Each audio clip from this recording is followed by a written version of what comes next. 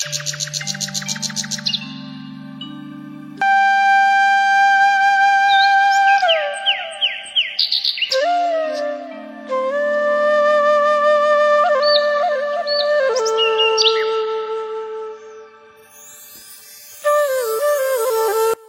বন্ধুরা, good morning. কেমন আছো সবাই? আশা করি সবাই ভালো আছো, আর আমিও ভালো আছি। আজকাল তোমাদের কি হয়েছে বলো তো আগে, যে তোমরা আমার ভিডিওই দেখছো না। মানে এত আগের থেকে ভিউ কমে যাচ্ছে, সে কি আর বলবো। খুব খারাপ লাগছে, কিন্তু আমার ভিডিও আর ভালো লাগছে না তোমাদের। আগে বলো তো সত্যি যদি ভালো না লাগে তাহলে কিন্তু কমেন্ট করবে, কারণ আগের মতো সেই কমেন্ট কিন্তু আর আসছে না। না হয় তোমার দিদিভাইকে হয়তো আগের মতন আর ভালোবাসো না, হয়তো ভুলে গেছো আর ভিডিও দেখছো না। দিদি ভাইয়ের ভিডিও একদম একঘেয়ে হয়ে গেছে, তাই না বলো? তাই জন্য আর ভালো লাগছে না। প্লিজ এরকম করো না অন্তত, কারণ দেখো আমি বাইরে বেরোতে পারি না, যা এই বাড়ির ভিতরে থাকি সেটুকুই আর কি, যা সারাদিন করি সেটা আর কি ভিডিওতে দিই। এবার তোমাদের ভালো নাও লাগতে পারে, সবসময় কি একই জিনিস একঘেয়ে জিনিস ভালো লাগে বলো তো? তাও তোমাদের কাছে রিকোয়েস্ট করবো, প্লিজ ভিডিওটা আমার পুরোটা দেখো। তো যাই হোক, এই যে সকালবেলা ঘুম থেকে উঠে টুকটুক করে আর কি কাজ করছি, কারণ হাতে ব্যথাটা আরও বেড়েছে, হাতে বেশ যন্ত্রণা করছে। তো ডাক্তার দেখানো হয়নি এখনো পর্যন্ত, কারণ হাড় শিরার ডাক্তারটা না শুক্রবারের দিন আসে। তো এবার আমাকে ওয়েট করতে হবে শুক্রবার অবধি, তাই জন্য আর ডাক্তারটা দেখানো হয়নি। কারণ এমনি ডাক্তার দেখিয়েছিলাম, ওষুধ খেয়েছি, তাতে কমেনি। তাই জন্য ভাবছি যে একটা হাড় শিরার ডাক্তার দেখাবো, তা না হলে হবে না। আর হাতে মনে হয় ছবি তুলতে হবে, তাই জন্য ডাক্তার দেখাতে যাইনি। শুক্রবার আসলে তখন যাব। আর আমার গুবলু হাবলু দুজনাই ঘুমোচ্ছে। তা ওরা ঘুমোচ্ছে, আমি আমার মতন কাজ সেরে নিচ্ছি। এই যে বাসনগুলো ধুচ্ছি, আর আগে ঘরটা ঝাড় দিয়ে নিলাম, তারপরে এই যে বাসনগুলো ধুলাম। কালকে রাত্রে বাসনগুলো ভেজানো হয়নি ভালো করে, মানে কড়কড়ে হয়েছিল, তাই জন্য আগে সকালবেলা উঠেই আমি বাসনগুলো না ভিজিয়ে দিলাম। দিয়ে তারপরে দেখছি ঘরটা ঝাড় দিয়ে নিই, তাহলে বাসনগুলো ভিজে যাবে, তাহলে মাজতে অসুবিধা হবে না। তো তার জন্য আমি ভিজিয়ে রেখে ঘরটাকে ঝাড় দিয়ে নিলাম। এই উপরে আসার পর থেকে আমার কাজ বলতে এই যে ঘুম থেকে উঠে ঘর দোরগুলো ঝাড় দিয়ে মোছা, আর এই বাসনগুলো ধোয়া, ব্যাস। আর কাচাকুচি থাকলে করি, আর এক একদিন আমি বেলায় কাচাকুচি করি, ওই যে রান্না বান্না করে তারপরে চান করার আগে কাচাকুচি করি। আবার এক একদিন সময় থাকলে সকালেও কেচে নিই। আর যখন নিচে ছিলাম কাজ তো আরও কম ছিল, কারণ তোমাদের বলেইছি আমি যখন নিচে ঘরে থাকতাম তখন তো আমাদের অত ঘর ছিল না। ঘর ছিল বলতে বলা ভুল, কারণ উপরে যা ঘর আছে নিচে তো সেই একই ঘর। তো খাটনিটা কম ছিল। কেন বলো তো? যখন নিচে ছিলাম আমাকে বাসনগুলো ধুতে হতো না, কারণ মা দেখতাম ঘুম থেকে উঠেই বাসন ধোয়া হয়ে গেছে। আর যদিও আমি আগে উঠতাম, মা আমাকে বাসন ধুতেই দিত না। মা ঘুম থেকে উঠে উঠোনটাকে মানে ঝাড় দিয়ে নিকিয়ে, মানে তখন আমাদের উঠোনটা মাটির ছিল, এখন তো ইট বসানো হয়ে গেছে, কারণ প্রচণ্ড পরিমাণে কাদা হতো বৃষ্টিতে বর্ষার জন্য, তাই জন্য ইট পাতিয়ে নিয়েছে। আগে কিন্তু ইট পাতানো ছিল না, তো উঠোনটা গোবর দিয়ে নিকাতো। আমাদের তো গরু ছিল তখন, এখন তো গরু নেই। তো নিকিয়ে টিকিয়ে তারপরে আমাদের যে সামনে মন্দিরটা আছে, মন্দিরটাকে পরিষ্কার করে ধুয়ে তারপরে মা দেখতাম বাসনগুলো ধুয়ে ফেলেছে। আবার এক একদিন আমি যখন উঠে বাসনগুলো বার করে দিতাম, ভাবতাম আমি ধুয়ে নেব, কিন্তু মা বকতো, মা বাসন ধুতেই দিত না আমাকে। তারপরে আমাদের বাড়িতে কিন্তু কল ছিল না, জল আনতে হতো রাস্তার কল থেকে, জলও আনতে দিত না। যদিও যেতাম, মা বলতো তোমাকে আনতে হবে না, আমি নিয়ে আসছি। মা আমাকে যেতেই দিত না। আর জলের বালতি টালতি ধরো মা আনতে পারতো না, আমি যেতাম, কিন্তু মা আমাকে জল আনতে দিত না। আর আমাদের সাবমার্সারটা না বেশি দিন বসানো হয়নি, এই 1.5 বছর মতো, 2 বছর হলো। কারণ আমার ননদের বিয়ের আগেই বসানো হয়েছিল, কারণ ওর বিয়েতে এবার জলের অসুবিধা হবে, লোকজন আসবে, তার জন্য। আর এই উপরের ঘর কিন্তু পুরো কমপ্লিট হয়নি, মানে যেটুকু কমপ্লিট হয়েছে সেটা কিন্তু ননদের বিয়ের আগেই কমপ্লিট করেছে আমার বর। এই যে টাইলস লাগানো, তারপরে পাথরটা কিন্তু অনেক আগে লাগানো দেওয়া হয়েছিল, বসানো হয়ে গেছিল, কিন্তু পালিশ করা ছিল না। পালিশটা করেছিল ননদের বিয়ের আগে। এই যে রং করা হলো, তারপরে পাথরটা পালিশ করা হলো, তারপরে মোটামুটি অনেক কাজই কমপ্লিট করেছে। ওয়ালিংয়ের কাজটা, মানে কারেন্টের যে কাজটা, সে কাজটা কমপ্লিট করেছে। কারণ উপরে ধরো লোকজন আসলে পারে, এবার শীতকালে বিয়ে হয়েছিল, ফাল্গুন মাসে বিয়ে হয়েছিল, তো এবার লোকজন আসলে পারে অন্ধকারে দেখা যাবে না, উপরে সাজগোজ করতে পারবে, তাই জন্য লাইটটা আর কি তাড়াহুড়ো করে সে বিয়ের আগে প্রচুর কাজ করা হয়েছিল। যেমন কিনা ওয়ালিংয়ের কাজ, রং করেছিল, তারপরে পালিশ, তারপরে ওই যে সাবমার্সারটা বসিয়েছিল, মোটামুটি অনেক খরচা হয়ে গেছিল তখন। তো তার জন্য আমার বরমাসের যে ঘরটা এখন কমপ্লিট করতে পারছে না। এখন কমপ্লিট বলতে প্রচুর কাজ বাকি রয়েছে এই ঘরের ভিতর। ওই যে জানলাটা, এই যে এই ঘরের লাস্টের যে ঘরটা, এই ঘরের 2টো জানলা এখনো বাকি রয়েছে, জানলাগুলো এখনো পাল্লা লাগানো হয়নি। ঘরটা দরজা হয়ে গেছে, কিন্তু হয়ে যেত যেত, কাঠ কম পড়েছিল তখন, তাই জন্য আর হয়নি, আর পরে আর আনাও হয়নি এরকম। তখন একটু টাকা পয়সার টান ছিল, তাই জন্য আর আনা হয়নি।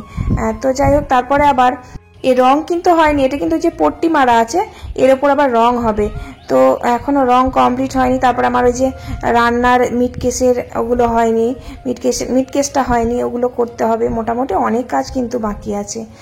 তো যাই হোক, তারপর এই যে দেখো আমার বড় ছেলের তো স্কুল আছে, ওকে টিফিন খাবার সব বানিয়ে রেডি করে দিয়েছি, আর গুবলু সোনাকেও খাইয়ে দিয়েছি, কাজ কমপ্লিট করে নিয়েছি। আর উনি বসে বসে কার্টুন দেখছিল ফোনে, কার্টুন দেখতে দেখতে খাচ্ছিল। তো তারপর ফোনটা নিয়েছি, কারণ আমি তো ভিডিও করব, তাই ফোনটা নিয়েছি। ওনার রাগ হয়ে গেছিল, তাই চুপটি করে ওখানে বসেই ছিল। তো যাই হোক, তারপরে আবার ওকে ভুলিয়ে ভালিয়ে নিয়ে এলাম, আর বড় ছেলে স্কুলে চলে গেল। দিয়ে আমি এই যে নিচে এলাম, ওই যে দেখো ওর বাবা দিয়ে আসছে স্কুলে, আর আমার শ্বশুর মশাই দেখো কোলে কোলে দোকানে নিয়ে যাচ্ছে। এটা কিন্তু ডেলি রুটিন, কারণ আমার ছোট সোনা আমার শ্বশুর মশাইয়ের কাছেই থাকে সারাটা দিন। এই সামনে বকুলতলা আছে, বকুলতলায় গিয়ে বসে থাকে গাছের তলায়, গরমটা কম, ওখানে হাওয়া দেয় তো ঠান্ডা, আর তা না হলে দোকানে বসে থাকে। এই যে এখন স্কুলে দিতে গেল ওর বাবা, আমার শ্বশুরমশাই যে আমার ছোট সোনাকে নিয়ে দোকানে সেই বসেই থাকবে, আর দাদুর পিছনে ছাড়ে না, দাদুকে বড্ড ভালোবাসে, সব সময় দাদুকে খুব ভালোবাসে, দাদুর কাছ থেকে নড়বেই না। বাবা দেখো হাঁটতে পারছে না, মানে ধরো এখন অসুস্থ আছে, একটু দুর্বল আছে, তবুও কোলে নিতে ছাড়বে না, ওই যে ঝোলাতে ঝোলাতে নিয়ে গেল। আর আমার ছেলেটাও সেরকম, কোল থেকে নামতেও চাইবে না, কোলে চাপতে ভালোবাসে দাদু, কোলে নাও করবে, দাদু সেরকম কোলে নিয়ে চলে গেল, মানা করলে শুনবে না, আমি আর কি বলবো বলো। তো যাই হোক, তারপরে এই যে নিচে এসে ভাতটা বসিয়ে দিয়েছে মা, আমি চালটা ধুয়ে দিলাম। আর ভাতটা গ্যাসে হচ্ছে, তার কারণ উনুনটা ওই যে বললাম না কুকুরে ভেঙে দিয়েছে, তার জন্য ভাতটা গ্যাসে হচ্ছে। আর মা ঠিক করেছে, মা সুন্দর করে উনুনটাকে বেশ বানিয়েছে, কিন্তু ওটা তো শুকোতে টাইম লাগবে না, উনুন কাঁচা তো, কারণ কাঁচা মাটি হয়ে আছে, এখনো শুকোয়নি। আজকেই ঠিক করেছে, সকালবেলা আজকেই ঠিক করেছে, তাই জন্য আজকে এখানেই ভাত বসিয়েছে। আর কাল থেকে ওখানেই হবে, উনুনেই ভাতটা হবে। আর তরকারি আমি যেরকম গ্যাসে করছি সেরকমই করব, গরম কমুক তারপর আমি উনুনেই রান্না করব, মানে আজীবনকাল গ্যাসে রান্না করব না, প্রচুর গ্যাস খরচা হয়, কারণ আমাদের জানোই তো তোমরা, কারণ প্রচুর তরকারি হয়, একটা দুটো তরকারি হলেও গ্যাসে হয়ে যায়, কিন্তু 7-8 রকমের পদ হয়, তাই জন্য গ্যাসে রান্না করব না, তাড়াতাড়ি গ্যাসটা শেষ হয়ে যাবে, বেশি দিন যাবেই না।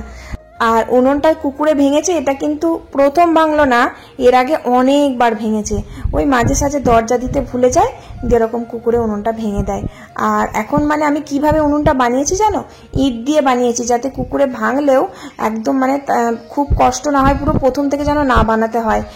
প্রথম থেকে বানাতে হয়নি, তার কারণ ইট দেওয়া আছে, ওই উপরে ঝিকগুলোই মা শুধু মাটি দিয়েছে, আর নখে করে না ছড়ে ছড়ে মাটিগুলোকে খুঁড়েছে, তাই জন্য পুরো উনুনটা ওরকম ভাঙা ভাঙা লাগছে। তো মা মাটি দিয়ে সুন্দর করে করেছে। আমি উনুনটা বানিয়েছিলাম, দুই দিকে দুটো ইট দিয়েছি, আর পেছনে একটা ইট দিয়েছি, আর নিচে একদম মানে তলার দিকে, উনুনের তলায় কি দেওয়া আছে জানো, ওই যে পিঠে করে না সরা, ওই সরাগুলো দেওয়া আছে। কেন বলো তো, ওই বর্ষাকালে না যখন রান্না করি তখন নিচ থেকে মানে মাটির তলা থেকে জল উপরে ওঠে, দিয়ে উনুনটা পুরো ভিজে থাকে। এবার ওই সরাটা দিলে কি হবে বলো তো, জলটা কিন্তু আর উঠবে না, মানে যদিও উনুনের ভিতরে জল পড়ে যায় উপর থেকে, বৃষ্টির জল যদি পড়ে, তাহলে কিন্তু জ্বালালে মানে তাপ পেলে কিন্তু শুকিয়ে যাবে তাড়াতাড়ি। এই কারণে আমি ওই উনুনের নিচে ওই মাটির সরা দিয়ে দিয়েছি। আর সরাটা কিন্তু আমাদের সেই পিঠে হয় না তখনই আনা হয়েছিল সেই সরাটা। আর ওরকম উনুন কিন্তু 3টে করে দিয়েছি, আমার ছিল একটা যখন আমি আলাদা রান্না করতাম, তারপর আমার কাকি শাশুড়ির উনুনটাও আমি ওরকম করে বানিয়ে দিয়েছি, তাহলে বর্ষার সময় অন্তত কষ্ট হবে না রান্না করতে, কারণ যেহেতু আমাদের 12 মাসই উনুনে রান্না করা, তাই জন্য। আর বর্ষাকালে মানে উনুন ধরতেই চায় না, সে কি বলবো, ভাত হতে চায় না, খুব রাগ হয়ে যায়। এই যে এখন বর্ষা, কত বৃষ্টি হলো, কিন্তু কোনো সমস্যা হয়নি, শুধুমাত্র ওই যে উনুনের নিচে সরাটা দিয়েছি বলে। তো যাই হোক, তারপরে ভাত হয়ে গেছে, ভাতটা নামিয়ে দিয়েছি, ওদিকে মা আলু সিদ্ধ ভাত মেখে সবাইকে দিয়ে দিচ্ছে। আর আমি এই যে প্রথমে ভেন্ডির ঝাল রান্না করলাম, ভেন্ডি ছিল, ভেন্ডিগুলো কচি কচি ছিল, ভেন্ডির ঝাল রান্না করলাম, আর একটু ভেন্ডি ভাতে দিয়ে দিয়েছিলাম। আমার শাশুড়ি মা খেতে খুব পছন্দ করে, আমি খাই না, কারণ ভেন্ডি ভাতে আমি খেতে পারি না, ভেন্ডি সিদ্ধ যেটা, আমার ওই চচ্চড়িটা ভালো লাগে ঝালটা, আর হচ্ছে তোমার ওই ভাজাটা ভালো লাগে, ব্যাস এটুকুই, ভাজার থেকে চচ্চড়িটা বেশি ভালো লাগে। ব্যাস। আর মাছের ঝোল করব পটল দিয়ে। এই যে ছোট ছোট করে পটল কেটে নিয়েছি, দিয়ে আগে ভেজে নিলাম, কারণ পটলটা না পরিমাণে বেশি দিচ্ছি। আলুর থেকে পটলটা সবাই খায়, আলু পছন্দই করে না। আলু আর আমি আর আমার শাশুড়ি মা খাই, মানে আমরা প্রচুর আলু খাই সত্যি করে, আমি আর মা। তো তার জন্য বেশি করে আলু দিইনি, দেখো খুব কমে দিয়েছি। তো পটল দিয়ে আলু দিয়ে করব ঝোলটা। তাহলে পটলগুলো না ওই জেঠু, তারপর বাবা, আমার বর খেতে পারবে। ওরা সব আলু পছন্দ করে না, খায় খুব কম, মানে একটা দুটো এরকম খায়। এদিকে বলে আলু খায় না, আলু খায় না, তরকারি আলু খায় না, এটা সত্যি কথা। কিন্তু আলু সিদ্ধ দাও আলু ভাতে, এটা কিন্তু খুব পছন্দ করে, যতটাই দাও ততটাই খেয়ে নেবে। আর এদিকে বলে আলু খায় না, আলু খায় না, তাই বলবে। আমি তো বাবু ছোট থেকেই প্রচন্ড আলু খেতে পছন্দ করি, ছোটবেলা থেকে। আলু ভাতে, আলু ভাজা, আলুর তরকারি, আলুর দম, সব কিছু। আর আগে কিন্তু আলু ভাজা খেতে খুব ভালোবাসতাম, পোস্ত দিয়ে মা ভাজতো আলু ভাজা, বেশ লম্বা লম্বা করে, বেশ মোটা মোটা করে কাটতো আর পোস্ত দিত ভাজার সময়, কি দারুণ খেতে লাগতো। কিন্তু আমার এখন আর ভালো লাগে না খেতে। এখানে সবাই আলু ভাজা পছন্দ করতো, দিয়ে রোজ রোজ ভাজতাম, দিয়ে আর এখন আর ভালো লাগে না খেতে। এখন মানে অনেক কদিন করা হয়নি, তো আবার মাঝে সাঝে করলে ভালো লাগবে। ওই আলু পোস্ত দিয়ে, পোস্ত দিয়ে আলু ভাজা, আর বেশ চাপ চাপ করে মুসুর ডাল আর ভেন্ডি ভাজা, দারুণ লাগে কিন্তু খেতে। আর আমার সজনের শাকটা খুব পছন্দ, সজনের শাকের সাথে আমি ডাল দিয়ে খেতে খুব ভালোবাসি। ছোটবেলায় খেতাম জানো, মুসুর ডাল দিয়ে সজনের শাক। এবার শাক ভাজা তো কেউ ডাল দিয়ে খায় না, শুধু খায়। তো আমার শাশুড়ি মা বলতো, ডাল দিয়ে শাক খায় কেন, ডাল দিয়ে আবার কে শাক খায়। আমার কিন্তু খুবই প্রিয় লাগে, মুসুর ডাল থাকবে আর শাক ভাজা, কি ভালো লাগে খেতে। আগে জানো তো, আমার মা যখন ভাত করতো, গরম গরম ভাত হতো, দিয়ে আমি কি করতাম জানো, ফ্যান খেতাম। বিশ্বাস হবে না তোমাদের, আমি গ্লাসের মধ্যে একটু ফ্যান নিতাম আর 2 চামচ মতো ভাত নিতাম, দিয়ে ওর মধ্যে নুন দিয়ে ফ্যান খেতাম। কেন জানি না, আমার ফ্যান খেতে খুব ভালো লাগতো। ওই দুটো ভাত নিতাম গ্লাসের মধ্যে, দিয়ে একটু ফ্যান মিশিয়ে খেতাম। আমাকে দেখলে সবাই বকতো, এই ফ্যান খাচ্ছিস কেন, ঠান্ডা লাগবে, এত ফ্যান আবার কেউ খায় নাকি, ফ্যানে কোনো গুণ নেই। কিন্তু কেন জানি না, আমার ফ্যান খেতে ভীষণ ভালো লাগতো, ভাতের ফ্যান। তো এখানেও কিন্তু এত এত করে ফ্যান খেতাম, সবাই অবাক হয়ে যেত। আমার বিয়ের পর রাতের দিকে, এবার আমার বড় ছেলে তখন পেটে ছিল আর কি, এবার ধরো বাচ্চা পেটে আছে, আমি ফ্যান খাচ্ছি দেখে না সবাই রেগে যেত, বলছি এত ফ্যান খাই কেন রে বাবা, ফ্যান আবার এত খাই। এবার ভাতে ফ্যান দিত, তো আমি বলতাম আরেকটু দিন না, আরেকটু দিন না। আমার অল্প ফ্যানে ভালো লাগতো না ভাত খেতে, বেশ সবে করে বেশি করে ফ্যান দিয়ে যা লাগতো না ভাতটা, সে কি বলবো। কিন্তু এখন না ফ্যান খাওয়া কমিয়ে দিয়েছি, মানে খাই না বললেই চলে। এখন আর ফ্যান দিয়ে ভাত খেতে ভালো লাগে না আগের মতো। আগে অনেক কিছুই পছন্দ করতাম, সেসব কিন্তু এখন আর ভালো লাগে না। মানে সময়ের সাথে সাথে মানুষ বদলে যায় না, বলো তো। তো তারপর এই যে রান্না বান্না তো কমপ্লিট একদম। তারপরে এই যে বাসনগুলো ধুয়ে নিচ্ছি, আর দেখো কপাল আমার কি গরম, তারপরে আবার কি রোদ হয়েছে। এক্ষুনি দেখলাম রোদ ছিল না, তাই জন্য বাসনটা ধুতে এলাম। আর আমি কড়াইটা মাজবো না, কারণ আমার ডান হাতটা ওই যে কাজ করতে পারছি না, খুব কষ্ট হচ্ছে, হাতে ব্যথা, কড়াইটা মাজতে পারছি না। কড়াইটা কিন্তু খুব একটা পোড়া ছিল না, মাজলেই মাজতে পারতাম, কিন্তু আমি মাজবো না, কারণ ওই কড়াই মাজতে গিয়ে আমার হাতের ব্যথাটা আরো বেড়েছে। আগের দিন না কড়াইটা খুব পুড়ে ছিল, মাটি দেওয়া ছিল না, দিয়ে খুব গায়ের জোরে জোরে জোরে মেজেছি, আর হাতে খুব যন্ত্রণা করছিল। সেই থেকে আর কি হাতের যন্ত্রণা আমার বেড়েছে কড়াই মাজার কারণে। তাই জন্য থাক, কড়াইটা মাজতে খুব বেশি কষ্ট হবে না, মা সকালবেলা মেজে নেবে। তা আমি বাসন কোসনগুলো মেজে নিলাম। আর দেখো কি রোদের তাপ দিয়েছে, এখানে বাসন মাজা খুব মুশকিল হয়ে যায়, কারণ এই জায়গাটা পুরোটাই আমাদের, মানে বাইরের যে বারান্দাটা, ওই বারান্দার থেকে বাইরে বার হলেই একদম রোদ। এখানে কোনো জায়গা নেই বাসন ধোয়ার মতন বসার, মানে আছে সে খুব কষ্ট করে বাসন ধুতে হবে। ওখানে বাসন ধোয়া যায় না, ঘরের ভিতরের একদম নিচটাতে। তো তার জন্য যাই হোক, খুব বেশি তো বাসন নেই, এই যে 4-5টা বাসন কোসন, মশলার কোটোটা আর 2-4টে বাসন। আর সকালের বাসনগুলো তো মাই ধোয়, হাঁড়ি তারপর বাসন কোসন যা থাকে ওগুলো তো মাই ধুয়ে নেয়। আর কড়াই তো আমি মাজলাম না। তারপর উপরে এসে আমি গুবলু সোনাকে চান করিয়েছি, চান করিয়ে খাইয়ে একদম ঘুম পাড়িয়ে দিয়েছি। আমার শরীরটা খুবই খারাপ করছিল, মানে ওই রোদ থেকে এসে না আমার এত শরীর খারাপ করছিল, আমি তাড়াতাড়ি করে চান করে ওকে খাইয়ে ঘুম পাড়িয়ে আমিও চান করেছি। চান করে না ঘুমিয়েছিলাম একটু, শরীরটা কেমন খুব খারাপ করছে, মানে মাথাটা ঘুরছে, শরীর একদম চলছে না বললেই চলে। তো তারপর ভাত খেতে বসেছি, এই যে মাছের ঝোল, ভেন্ডির ঝাল, আর বেশি কিছু করিনি। আর ওই যে উচ্ছে দিয়ে মটরের ডাল করেছি, উচ্ছে দিয়ে মটর ডালটা আমার বেশ ভালো লাগে খেতে, কারণ এর আগের দিন করেছিলাম, খুব ভালো টেস্টি হয়েছিল, খুবই সুন্দর লাগে। ওর মধ্যে আবার লেবু দিলে আরো দারুণ লাগে। আর আমরা জানো তো লেবু ছাড়া ভাত খেতেই পারি না, জানো, এই লেবু কিনে আনতে হয়েছে, কারণ এই সময়টা আমাদের লেবু কিনতেই হয় না, কারণ আমাদের গাছে তো প্রচুর এই সময় লেবু থাকে, মানে এত লেবু ছড়াছড়ি থাকে বাড়িতে, মানে সবাইকে দিয়েও শেষ করতে পারা যায় না। কিন্তু এই বছর লেবু হয়নি, ভালো খুব একটা হয়নি। ডাল একটা পচে গেছে, সেটা কেটে ফেলা হয়েছে, এখন আছে মাত্র একটাই ডাল, সেই ডালের মধ্যে যে কটা লেবু ছিল সব শেষ হয়ে গেছে। তো তার জন্য কিনে আনতে হয়েছে। লেবু ছাড়া ভাত খাওয়া খুব মুশকিল, ভালোই লাগে না, লেবু দিয়ে ভাত খেতে খুব টেস্টি লাগে, তো এবার লেবু না থাকলে কেমন যেন লাগে। তো যাই হোক, তারপর খাওয়া দাওয়া করলাম, খাওয়া দাওয়া করে এই যে শুয়েছি। আর আমার বর গেছে বড় ছেলেকে স্কুল থেকে আনতে, কিন্তু প্রচণ্ড আমার মাথা ধরেছে, কিন্তু শুয়ে আছি ঠিকই, কিন্তু ঘুম আসছে না। কারণ ওই যে চান টান করে একটু শুয়েছিলাম, একটু চোখটা লেগে গেছিলো, ঘুমিয়েছিলাম তো। আর আমার না এমনই, মানে ঘুমটা যদি ছুট করে ভেঙে যায় আর ঘুম আসবে না কিছুতে, রাতেও তাই। রাত্রেবেলা যদি কোনোভাবে আমার গুবলু সোনা কাঁদে বা উঠে পড়ে, যদি আমার ঘুম ভেঙে যায়, তাহলে আমার ঘুমই আসে না এরকম। মানে আমার ঘুমটা কিন্তু খুব গভীর না, কেউ যদি হালকা করে ডাকে আর চট করে ঘুমটা আমার ভেঙে যায় এরকম আগা গোড়ায়। তো যাই হোক, তারপর ঘুম থেকে উঠলাম, ঘুমিয়ে তো ছিলাম না, শুয়েছিলাম।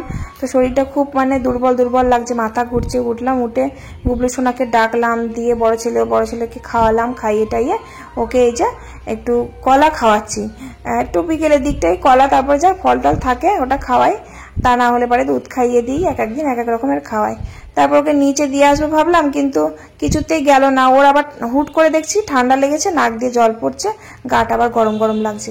দেখো কিছুদিন আগে জ্বর এলো, এখনো 1 মাসই হয়নি, তাহলে ভাবো এত ছেলেপেলে শরীর খারাপ করলে ভালো লাগে? খুব ঠান্ডা লেগে গেছে। কারণ আমার ছেলে এত দুষ্টু বলে বোঝাতে পারবো না। এই যে আমাদের খাবার যে জলটা, কেনা জলটা থাকে, তো ওই ফিল্টারের জলটা, ওই কলটা কখন খুলে টুলে একদম পুরো চান করে ফেলবে, আবার কোন সময় ফাঁকে বাথরুমে চলে যাবে, গিয়ে কলটা খুলে একদম গা হাত পা ভিজিয়ে ফেলবে। নিচে যেমন জলের বালতির ভিতরে, মানে জল কোনোভাবে রাখাই যাবে না, ওর সামনে জল টল থাকলে ওই জলের ভিতরে হাত পা চুবিয়ে দেবে, দিয়ে দাঁড়িয়ে থাকবে, এরকম করবে। ওর জ্বালায় আমি যে রান্না করি বারান্দায়, ওই বারান্দায় জলের বালতিই রাখতে পারি না। ওই যে সেদিনকে ফেলে দিয়েছিল, আর কাজের সময় এরকম জল টল ফেললেও কাজের বাড়াবাড়ি হয়, আবার ছেলেটা ওইভাবেই ঠান্ডাটা লেগেছে, জলটা কম ঘাটে, ওর জন্য ঠান্ডাটা লেগে গেছে। আর ঘ্যান ঘ্যান করছে, থাকতে চাইছে না, নিচে যাচ্ছে না, কোল থেকে নামতেই চাইছে না, তাই ওকে কোলে কোলে নিয়েই আমাকে সন্ধ্যেটা দিতে হলো। দিয়ে এই যে বসে আছি, কি করব, আর কাজ করতে পারছি না, কারণ ছেলেটা আছে। আর কি করব, এই যে গুলিগুলো ওকে বার করে দিলাম খেলা করার জন্য। আর এই গুলিগুলো জানো তো, আমার দাদা আমার বড় ছেলেকে দিয়েছিল খেলা করার জন্য। আর এই সাদা সাদা যে মার্বেল গুলিগুলো দেখছো, এইগুলো কিন্তু আমার মা ওকে কিনে দিয়েছিল আমার বড় ছেলেকে। তো সে যত্ন করে রেখে দিয়েছে, ও খেলা করে, মাঝে সাঝে খেলা করে। তো সেগুলোই আর কি ওকে বার করে দিয়েছিলাম খেলা করার জন্য। এবার কি বলতো, খুব ছোট ছোট জিনিস তো যদি মুখে টুকে দিয়ে দেয়, কারণ আমার ছোট সোনার না মুখে দেওয়া খুব স্বভাব আছে, মানে যে কোনো জিনিস তুলে না মুখে দিয়ে দেয় ছোটবেলা থেকেই। তো তার জন্য আমি ওর সামনে বসেছিলাম যাতে ও মুখে না দিতে পারে, খেলা করছিল। তো তারপর আবার তুলে রেখে দিলাম। তারপর আমার বর এই যে বাজারে গেছিল, তা আমি বলেছিলাম একটু চাউমিন নিয়ে আসার জন্য, খুব খিদে পেয়েছে আর খেতেও ইচ্ছে করছে, তা ওই যে একটু চাউমিন নিয়ে এসেছে। আর আমার গুবলু সোনা তো জানোই চাউমিন খেতে ভীষণ পছন্দ করে, ও আগে ভাগে একটা একটা করে তুলে খেয়ে নিচ্ছে। আর চাউমিনের মধ্যে একটা শসা লম্বা আর একটা খোলাও পড়ে গেছে, ফ্রি দিয়েছে।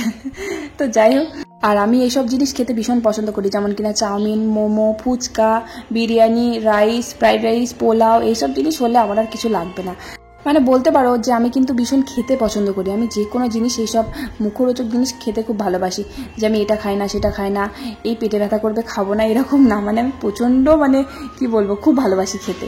তো চলো আজকের ভিডিও তাহলে এখানেই শেষ করছি। ভালো লাগলে একটা লাইক, কমেন্ট, শেয়ার করে দিও। Tata, bye bye.